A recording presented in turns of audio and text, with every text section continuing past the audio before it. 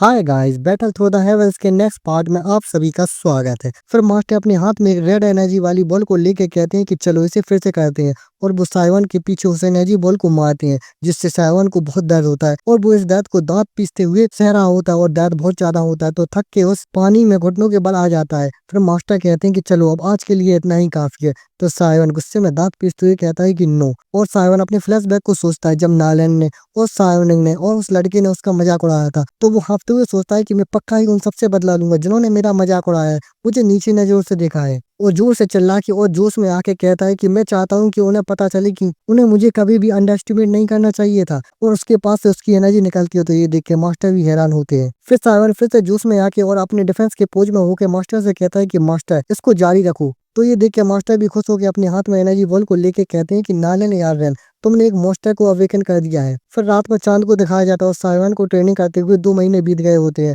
उस साइवन बाथ में बैठ के उस एलेक्सा को ऑब्जर्व कर रहा होता है अपनी आंखें बंद करके। फिर वो उस बाथ में खड़ा होता है और उसकी पावर बढ़ गई होती है। फिर साइवन अपनी बॉडी सॉडी को दिखा के कहता है कि इतना अच्छा महसूस किए हुए मुझे बहुत समय हो गया है, कॉम्बैट क्यूआई के 5th स्टेज की पावर को फील किए हुए। तो मास्टर कहते हैं कि ये मेरी जिंदगी में पहली बार है कि जब मैं तुम्हारी जितनी नेचुरल एबिलिटी वाले किसी व्यक्ति से मिल रहा हूँ। तो साइवन कहता है कि आप मेरी कुछ ज्यादा ही तारीफ कर रहे हैं मास्टर। फिर मास्टर कहती है लेकिन तुम ज्यादा हवा में मत उड़ो, तुमने सारा फाउंडेशन एलेक्सा खत्म कर दिया, इसलिए अब तुम्हें इंग्रेडिएंट का एक और सेट खरीदना पड़ेगा। तो ये सुन के साइवन लड़खड़ा के टब में गिर जाता है और फिर टब से बाहर आते हुए कहता है कि क्या ये इतनी जल्दी खत्म हो गया। तो मास्टर ऐसा फेस बना के कहते हैं कि हाँ बिल्कुल, जैसा कि मैंने पहले कहा था, एक बोतल सिर्फ 2 महीने ही चलेगी। और साइवन उनको परेशान होकर देखता है और टब में बैठे हुए परेशान होकर सोचता है कि धत, आखिरकार सिर्फ अमीर लोग ही इन चीजों का इस्तेमाल कर सकते हैं। और कहता है कि मुझे पहली बार के लिए यूनियन से पैसे उधार लेने पड़े थे और मैंने अभी तक उसे वापस नहीं दिए हैं, क्या मुझे फिर से उससे उधार लेना पड़ेगा। तो मास्टर भी ऐसा फेस बना के कहते हैं कि हाँ, ये तो अब तुम्हें सोचना होगा।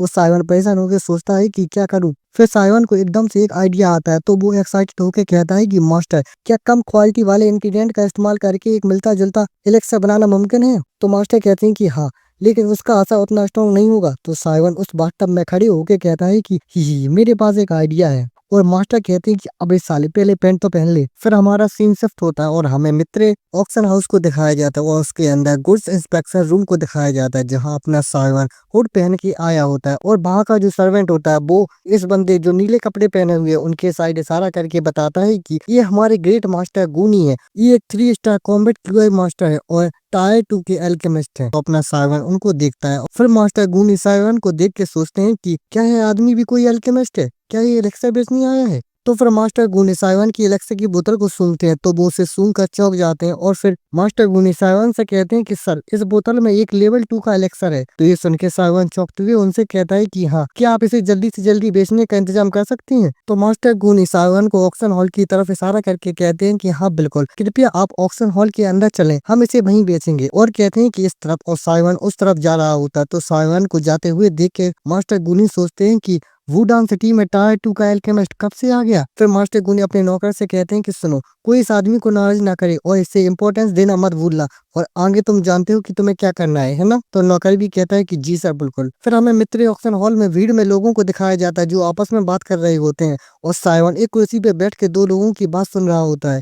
तो वो बात कर रहे होते हैं कि अरे वाह, देखो जो लोग फर्स्ट रो में है, क्या वे 3 मेजर फैमिली के लीडर्स नहीं है, आज किसी खास चीज की नीलामी हो रही है क्या। फिर हमें सबसे पहले साओ फैमिली के लीडर साओ जिंग को दिखाया जाता है। फिर हमें इस बुड्ढे को दिखाया जाता है जो आओवा फैमिली के लीडर होते हैं, इनका नाम आओबा पा है। और फिर हमें इस बंदे को दिखाया जाता है जो जीएलआई फैमिली का लीडर होता है, इसका नाम जीएलआई बी है। फिर ये लड़की आती है और कहती है कि इंतजार के लिए धन्यवाद। स्टेज पे आके कहती है कि मित्र ऑक्शन हाउस में आपका स्वागत है। फिर हमें इस लड़की के बारे में बताया जाता है, ये मित्र ऑक्शन हाउस के फैमिली की हेड ऑक्शनर है, इनका नाम याफाई है। और ये भीड़ की तरफ आंख मारती है, तो भीड़ में लोग इसके दीवानी हो जाते हैं। और ये लड़की कहती है कि मुझे लगता है कि इसमें सभी को कुछ ना कुछ मिलेगा। और इसको देख के नीचे की कतार में लोग खुशी से इस पर लट्टू होके कहते हैं कि ओ ओ याफाई, मिस याफाई इतनी खूबसूरत है, मुझसे शादी कर लो। लोग दीवाने हो रहे होते हैं इसके। और मिस याफाई साइवन की तरफ देखती है, और साइवन के बगल में खड़ा एक आदमी भी याफाई पे लट्टू हुआ होता है और कहता है कि हाँ, इन्होंने ऐसा देखा कि मुझे लगा कि उनकी नजरों का तीर मेरे दिल पे लग गया। और ये सब देख के साइवन भी चौंक जाता है और सोचता है कि अब इसको क्या होगा। फिर मिस याफाई साइवन को देख के अपने मन में सोचती है कि